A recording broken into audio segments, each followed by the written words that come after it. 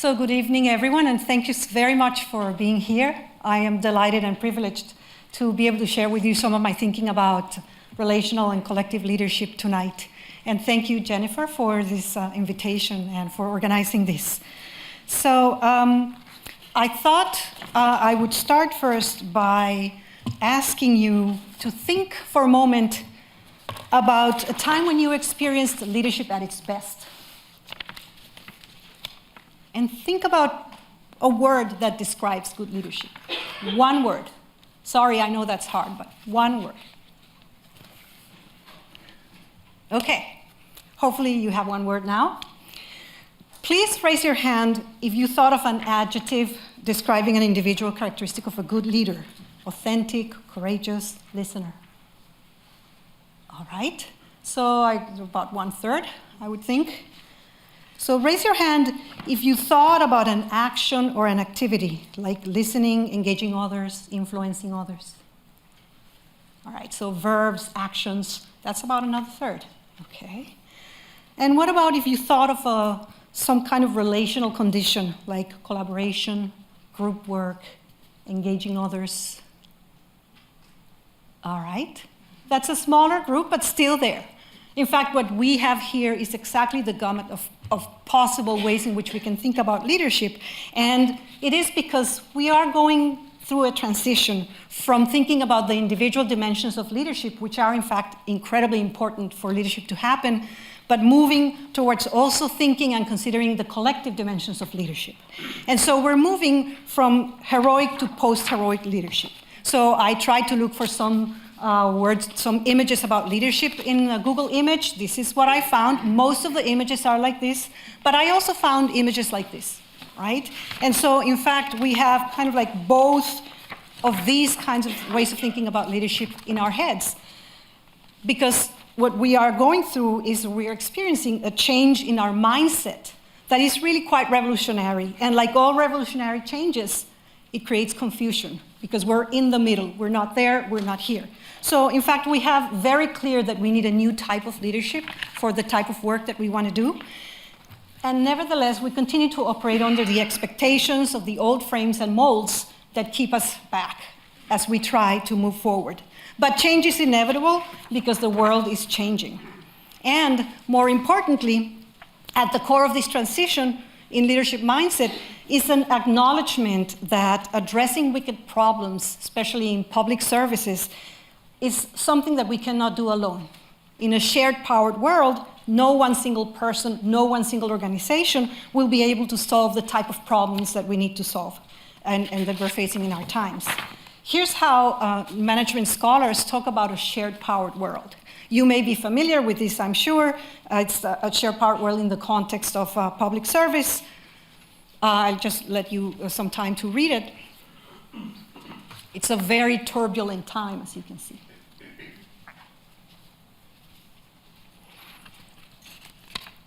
And notice a shared powered world is not that everyone has power. It's that power is fragmented. It's in different places. And each group or person has a little bit of the power that may be needed, but nobody has all the power. So in that sense, we really are in a confusing time.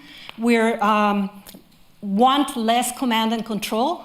And then when we try to do this, we also want to be less dependent on positional authority. And then when we try to do this, we face some of the obstacles that all of you are facing as we go, as you do your work here. So this is what leadership is about right now. So this is the way it looks like. This is the way it feels like. It's an existential moment that I think we're all sharing. At least many of us, including myself, feel it this way.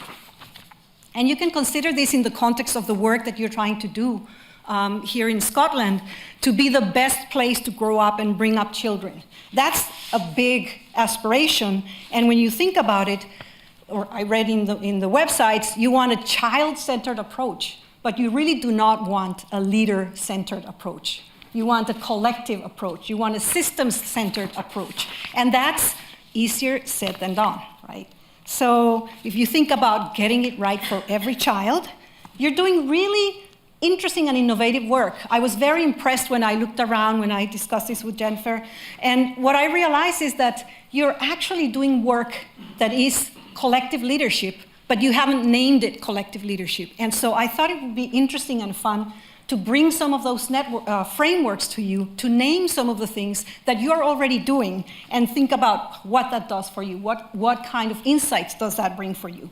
The real point, I think, if we look at this from the lens of collective and relational leadership, is to think about what kind of leadership do you need to go from here to there, to getting it right for every child? Because we know you're not there, right? We're not there, right? So what you want to think is about a type of leadership that helps to create the conditions for a system to be full of leadership.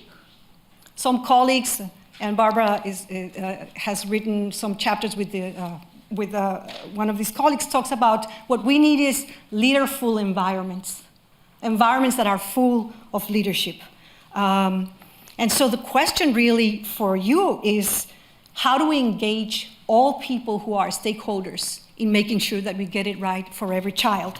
So how do we make sure that politicians, public service managers, the children and their parents, the social workers that are proposing decisions about the children, the solicitors, lawyers who make those decisions, how do we bring all these together to really engage together in this kind of approach, rather than each of them thinking about their own? So this, of course, is not a simple question, but it is very much worth considering. And so what I want to do is to kind of like walk you through some of the frameworks that allow us to think about that question. So with that in mind, then I've done most of the framing. I have one more point I want to make about the framing.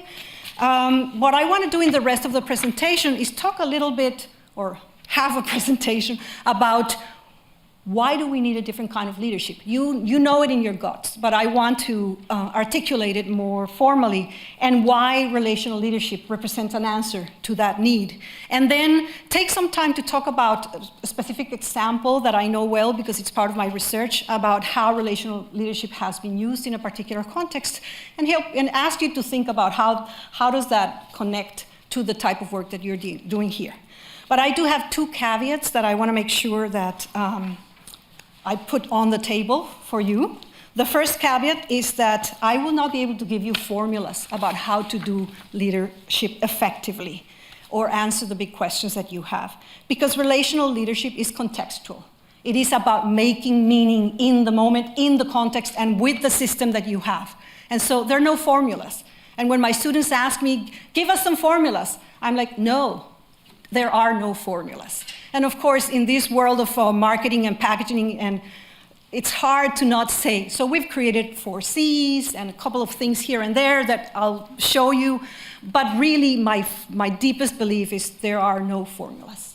It is about getting yourself on the ground and thinking about this in the context of the urgent matters that you have in front of you. And I would suggest it's about being in the world in a particular way that allows you to move through that. So that's my first caveat. The second caveat is I don't think I'm going to say anything here that you do not know or have not experienced in your own work. So I'm not going to pretend that I'm an expert in child services and policy. I'm not. I'm actually learning. Now I have a doctoral student that wants to do care policy, and so I'm learning more about this. But what I would like to try to do for you is to place your ideas and experiences in a framework that helps you think about this differently, that helps put you in the balcony and look back at some of the work that you're doing, and then perhaps unleash your imagination about what are some other things that come up as you think about your own experience in the context of these ideas. So my goal here is to name some experiences that you've had and see what happens with that. So with that in mind, I'm going to start with the first part of the presentation formally, which is about thinking about why new leadership and why relational leadership. So there is a shift about how we're talking about organizing right now.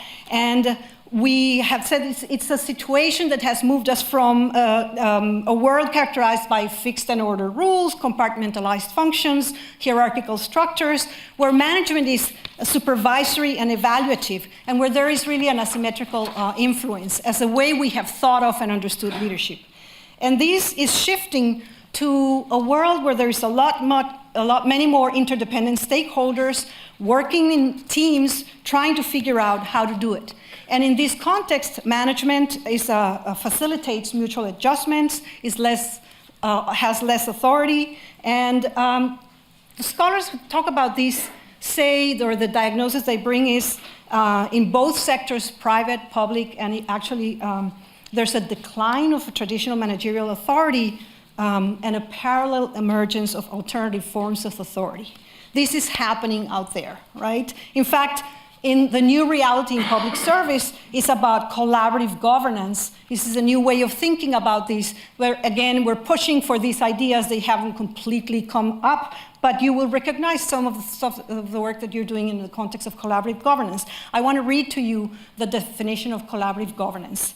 This is from Emerson, Nabachi, and Balog.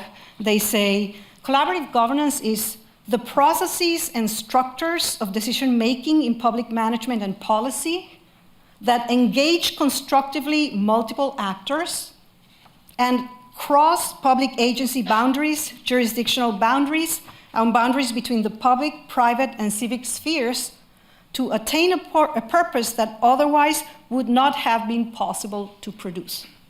So this idea of collaborative governance is very much in our a new way of thinking about there. And in fact, you will recognize some of the examples that are typical of collaborative governance around the world and perhaps here. The idea of more information coming out of government, open government, participatory budgeting, deliberative dialogues around some of the issues.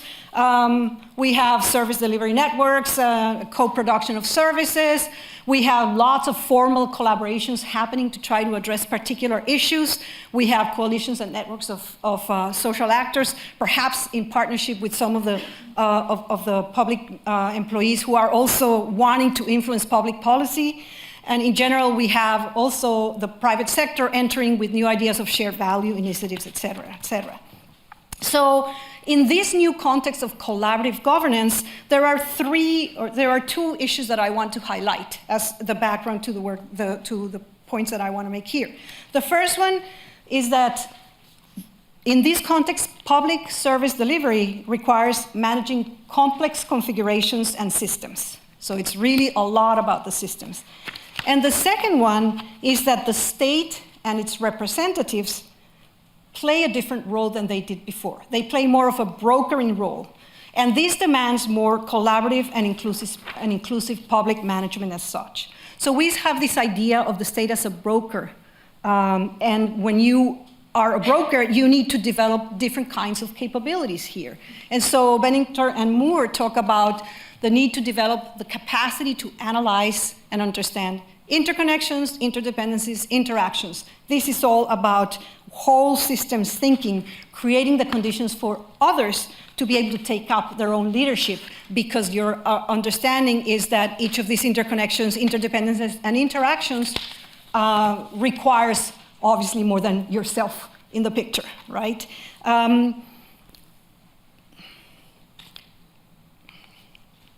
It also requires a new public leadership.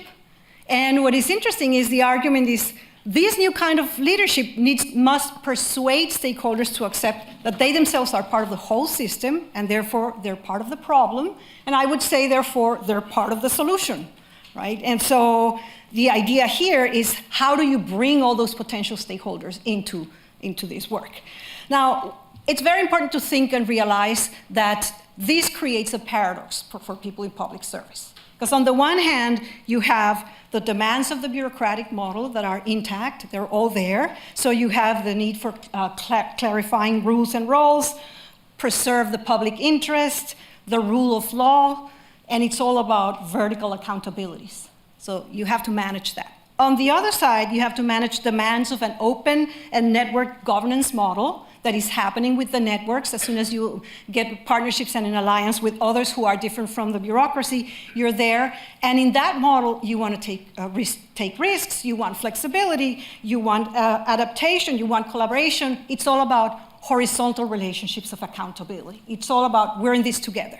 So here you have these two energies that kind of pull you in two different directions.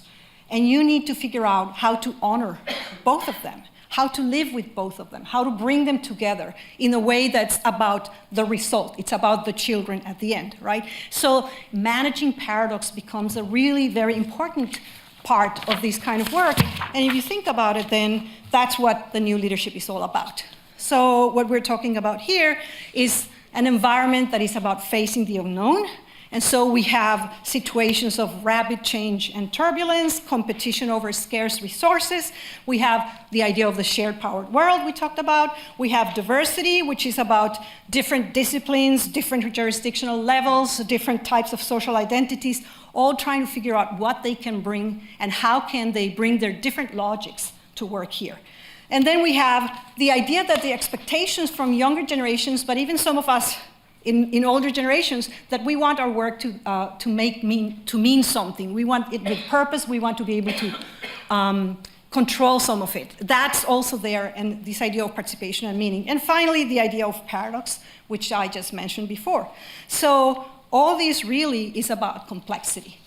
And in this context, a leadership scholar, Ronald Heifetz, and his colleagues have explored what are the implications of complexity thinking for leadership and for different kinds of leadership. So I'm going to tell you a little bit. Some of you may actually be familiar already with Heifetz's model of adaptive leadership. But basically what I think is interesting about the way he's framing this as the beginning of a conversation about relational leadership is really that he makes an interesting distinction between when you have technical problems that you have to solve and you have adaptive challenges. So the technical problems are, for example, an open heart operation, where it's complicated, it's sophisticated, you need to do all these things, but it's predictable and solvable. You know what are the steps you must follow, you know what the problem is, and you know what is expected to happen, you know exactly the steps, and you know it's like the surgeon is the leader, and he's going to do the work, and everyone else is working, or she, and everyone else is working in support. 1, 2, 3, we're done. This is a technical problem. It's highly sophisticated, highly risky, but technical. If we manage everything well, it happens. Adaptive challenges, on the other hand, is something different. Adaptive challenges, examples of adaptive challenges here are children's malnutrition, poverty, inequality, right? When you have an adaptive challenge, you don't know what the problem itself is, and there is no agreement about what the problem is. And so part of what needs to happen is that people need to figure out and agree on what kind of problem we're talking about, and only by agreeing on the type of problem will we be able to agree on the type of solution, all right? So when you have an adaptive challenge, there are no tools there. In fact, some of the tools that are there may get in the way when you try it. Adaptive challenges, you normally know about them because you've tried things and they haven't worked, right? So solving it requires changing your assumptions, thinking about what are new methods and new tools. You really need to figure out how you can change your internal mental models and those of other people outside to be able to think differently about this. And so adaptive challenge really requires a different kind of leadership. It's about supporting people to be able to make this change in their own mental models and to be able to figure out how to be together as they jump into the unknown, right? And so leadership is less about influencing others, but more about working with others to figure out together how to address these adaptive challenges. Leadership is therefore a type of activity, a type of collective activity. It's a type of work, collective work, that mobilizes peoples and organizations around the adaptive challenges that they are facing. It's about creating a supportive environment for people to be able to change their models and engage in different ways of acting. And some people have talked about this, especially people who do complexity theory, that in today's environment, the most creative and innovative work happens at the edge of chaos.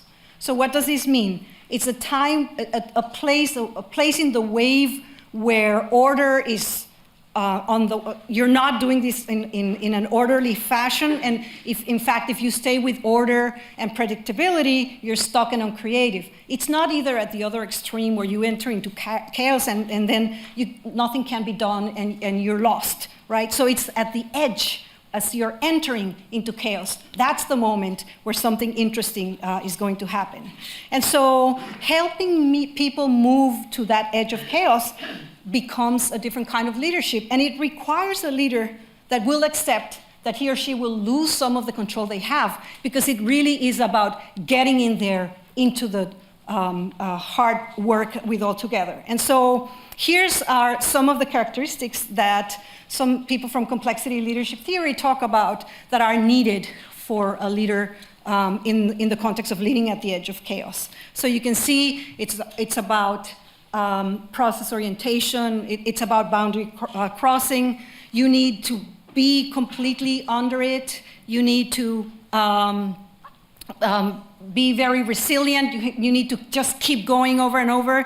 You need to be committed to the idea that diversity is good, even though it creates a lot of problems for you, but it's good as long as you figure out how to work it, and you need to be committed to continuous learning. And finally, you need some self-awareness, maturity, and authenticity, because this is not for the faint of heart. Right? This is hard work, and it's hard work that you're not doing on your own. You're doing with others who are carrying also that anxiety of leaving, dropping their mental models, and moving next.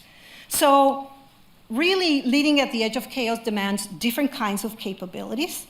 But if you look at these, our education system isn't really training us to do this. This is really more about an industrial model of leadership. The way we're thinking is more in terms of an industrial model of leadership, while this is more of a post-industrial model of leadership, right? And some people have argued, the industrial model of leadership, which came up at the moment of the big transformation of the Industrial Revolution, really was rationalistic, technocratic, quantitative, linear, scientific in language, management-oriented, goal achievement dominated, cost-benefit driven, and utilitarian. Now, all those words are there for us still. A lot of this thing is still happening. And so part of what we're trying to figure out when we think about relational leadership and more collective forms is that in a post-industrial society, we must balance the important orientation that we have in the left side of our brain, which is what has dominated, the paradigm that has dominated our educational system and our leadership. And then it's equally important to start bringing in this orientation from the right side of the brain. To some extent, post-heroic leadership is about bringing the whole self into the work, right? So with this in mind, then we can look at the evolution of leadership theories, and you will see here a move from an industrial to a post-industrial model of leadership. Theories gradually, trade, behavior, contingency, transformationally, gradually moving away from the exclusive focus on individuals towards a more collective perspective. Leadership schools focus more on seeing leadership not as a trait or as a behavior, although it is also, when it is enacted in people, there are traits and behaviors that help to do it, but it's not just that. There is much more happening here.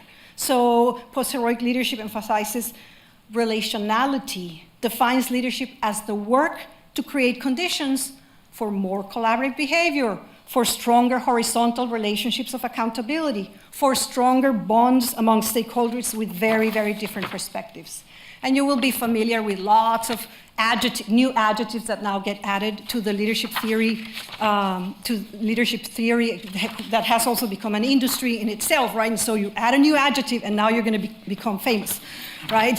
And so these are always different ways in which we're doing it, and some have called it rightly so. This is about leadership in the plural, right? What is common to all these is that in all these emergent approaches, what you have is the idea of the visible leader as just one piece of the puzzle, and that under the water there is all this stuff happening, and there are all these other people who are important in the work of leadership.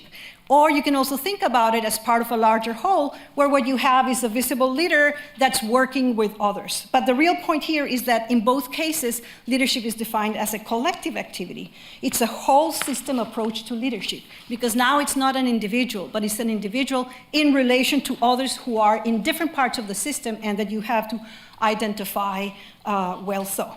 So systems thinking becomes really important, and with system thinking comes some of those right-hand side of the brain capabilities. I'm going to read you a couple so that just to illustrate. Seeing the big picture, understanding the circular nature of complex causal relationships, finding meaningful connections between and within systems, valuing multiple perspectives, considering how mental models affect present and future, seeing the value of process rather than quick conclusions, and seeing the importance of context.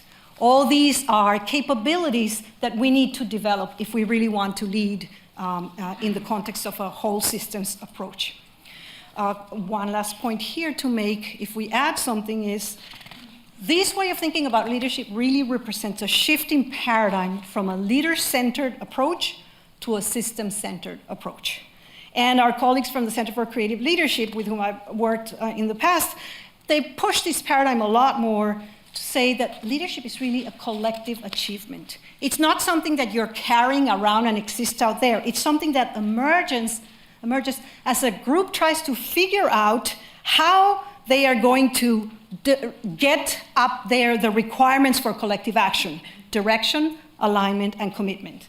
So leadership emergence as a group makes sense of the problems that they are dealing with to find the right direction to the work. So it's not the leader here, this is the direction, I'm giving you the vision. It's what are we doing and how do we figure out what's the best way to move forward. Then once you have the direction, it's about aligning the contributions and the flow so that everyone knows exactly what should be happening and will do their work at their best. And then it's about making sure that people stick and commit to each other and to the vision of the future. So basically, what this approach to leadership says is that leadership is the intentional work that brings DAC into existence. It brings direction, alignment, and commitment into existence. So is there a role for the formal leader here? Yes, there is. It's to create the conditions for people to be able to find DAC together. So you see this idea of creating the conditions is starting to become like a mantra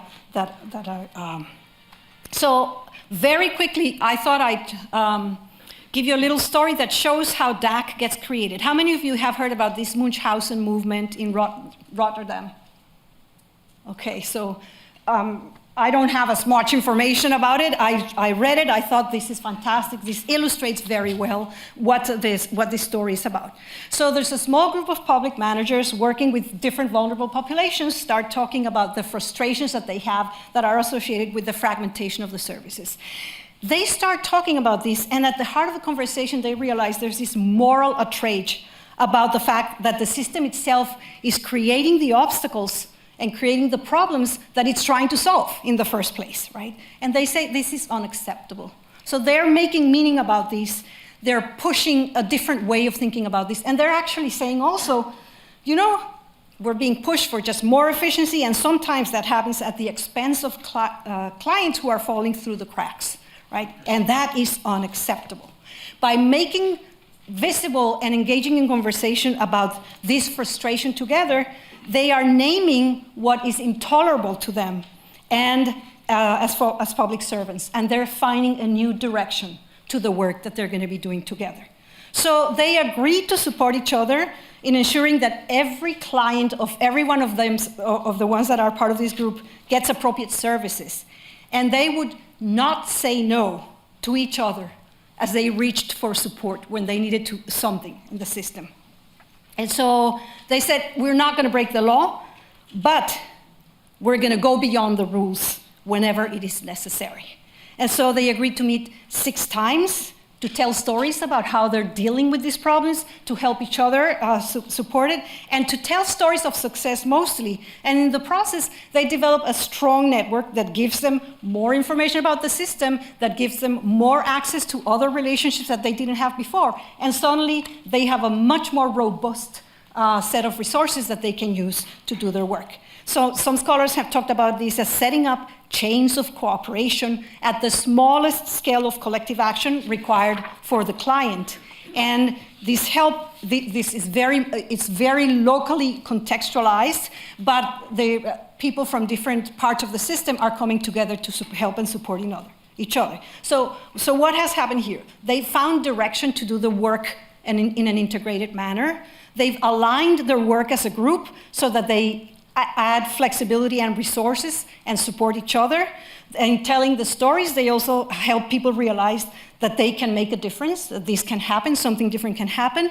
And they encourage other people to join because they start hearing the stories and they want to come and hear too. And people from different parts of the system actually join. So they've created direction, alignment, and commitment for a smooth integration of systems for their clients at the local level of action.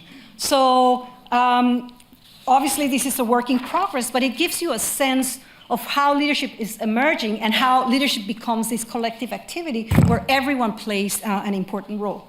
So with that in mind, a new relational way of thinking about leadership would be to say that leadership is what happens when a group of individuals are able to coordinate their actions to achieve something that they see as desirable for human well-being.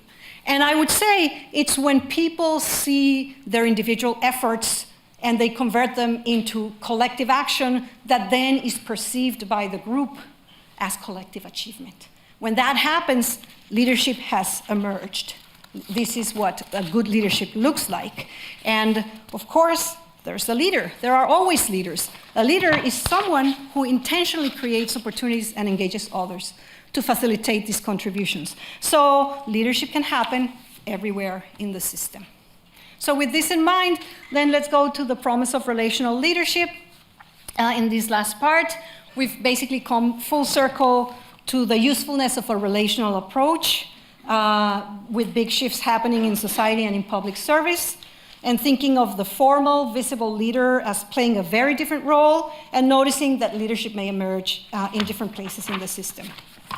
So what I wanted to do is very, very quickly, and then, I can talk more about these in questions and answers if you want to, but talk about the work that I've done that Jennifer mentioned about leadership for social change, where we worked with organizations in the United States who were really trying to figure out how to break the systemic barriers that their clients had. And so the question that we were asking using a relational approach and a collective approach to leadership is, what does the work of leadership look like to produce change when organizations that have scant financial resources, but that have a strong conviction that change must happen to ensure the well-being of communities? So how do these organizations, which actually have very little resources, produce extraordinary work? And how does that happen? And so we developed a series of frameworks that I don't have time to share them all with you, but what I will say is, then I started thinking about, does this apply, if these are social change organizations in civil society, does it apply to the public service? And I've spent about 5 years thinking about this and writing a little bit about this. And what I would say is that tackling adaptive challenges in public service requires the same systemic approach, and we can learn from these organizations and bring some of this stuff to the work that we're doing. And so in terms of thinking about whether this was the case, my colleague and I, Erica Foldy and I, looked for other research that happened there and asked, well, are there any commonalities that happen in different contexts? And we came up with these 4 meta practices or conceptual buckets. So this is one of our 4 C's for marketing, as you can see, right? Where, in fact, lots of people in different contexts doing research were documenting something connected to cognition. So this was about changing mental models. So words like visionary leadership, sense-making, envisioning, catalyzing, we call it reframing discourse, and I'll tell you briefly about it in a moment. So, also, there was something about connection, which is about dealing with diversity and figuring out how to use that diversity. And so there was relating, representing, and mobilizing member organizations in networks, promoting group learning, boundary spanning activities. We call it bridging difference. And the third C is capacity, which is really about making sure that people who want to do leadership have the capacity to do it, that they have actually, that they know how to do it. It's not just wanting to do it. It's about getting the capabilities that are needed. We call that, they talked about continuous learning, enthusing and empowering members of a network. We talked about unleashing human energies. And then the last one is consciousness, is this self-awareness, self-reflection, caring about your own footprint in the world, being conscientious about how you interact with others. We didn't give it a name, but we say it's leadership as a new way of being and relating in the world, which is what the only formula that I'll give you, is to think about how can you be differently in the world and relate to others differently in the world. And so with this in mind, here's the social change leadership work framework that we created. No time to go in details on this one. Just suffice it to say that what these organizations do is to figure out what kind of strategic work do they need to do to leverage the power to change something out there in the world. And if you think about it, let's see if this works. I didn't try it before. Nope. Okay. I won't try it now. I'm running against time. But what you see is a lived problem in terms of systemic exclusion that creates a vision of urgency for the well-being that gets translated into a vision of the future, which is the change, the long-term outcomes that you want to change. And this is nested in a world view that defines the type of empowerment actions that you would bring in. It defines the types of activities that are permissible or not. It's about the values that the group is bringing together. And all that nests the type of work that needs to happen to create the collective capacity for people to be able to leverage power outside. And so what we've discovered is that you have to manage the nonprofit organization, so you need to deal with the technologies of management, strategic management, all that stuff. You also need to deal with the core organizational tasks. If this was a hospital, it would be about health managing and curing patients, or in a school, it's about education. And in social change organizations, it's about organizing and advocating and helping to produce community. And so it is what we try to do in looking at this is, how does leadership happen in this context? So how does that process move from the one side to the other one? And so I thought I'd illustrate very briefly some ways in which this particular organization, the Young Women's Freedom Center from Oakland, does it. So here's what they're trying to do. This is from their website. And just so that you have a sense of what are the kinds of actual work that they do as their critical task, they work with young women who are in the juvenile system, so the juvenile justice system, to prepare them when they leave the system. So they do training in jail. They work with young women in the streets, prostitution, drug sales, gangs, to help prevent them ending up in jail. And so they do internships and organizing with them. They also have a 12-week reentry peer support for young women and girls who are being released from custody, and they work with them. And also, the young women who have been part of the programs are groomed to be hired by the organization to do some of the peer work, and actually several of their executive development executive directors have been women who have come out of the system. So with this in mind, we identified these 3 types of relational practices. We didn't make them, we made them up from the data. We didn't enter with them into us. And so let's, an example of each of these to close this presentation. The first one is reframing discourse, which is about challenging the existing mental models that contribute to make up or reinforce the problem. So here the issue is that you cannot change the world with the same mental models that help create the problems that you want to change. You cannot use the same language that helps to reproduce the problems. You have to create a new language. And this in itself is already creating change. All right, and then you have to convey it to others. You have to figure out how you help produce cognitive shifts in all those other important audiences that are connected to you. So it's not about framing. It's not about marketing. It is about reframing, challenging, pushing the envelope. So how do they do it? This is a lot of stuff that I could tell you, but notice in this slide the idea of women who have been misunderstood, right? So what does that already say about how they're reframing what this is all about. This is about women who are growing up in poverty, who face tremendous challenges, who end up in jail because of these issues, and then are treated like criminals, or young women who need correctives because they've been misunderstood by society and continue to be misunderstood by society. All right? So they're trying to survive at all costs under conditions of poverty, and then they do mistakes. We don't need to punish them. We need an opportunity to grow and heal.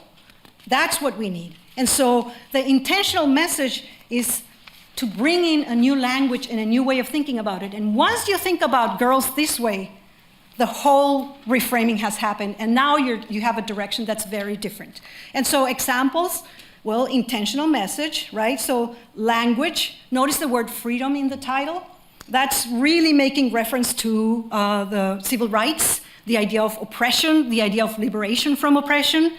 The peer advisors are called self-determination coaches, right? So that already tells you it's something different than right? It's flipping the idea of who's responsible for the problems that these girls, that these women are facing. It's not their parents, it's not themselves, it's the system, it's the poverty itself that's doing this. So this is a systemic problem, and we need to attack it as a systemic problem. So that already tells you a different way of reframing. So I thought I'd stop for 1 second, and I'm going to take 3 more minutes here. What must be reframed to make Scotland the best place to grow up and bring up children? What are some of the mental models that you have to challenge to be able to think differently about the specific work that you're doing?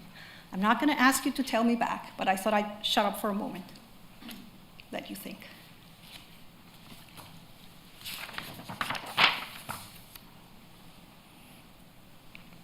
The second type of leadership work is bridging difference. This one is easy to grasp because we're all trying to do it.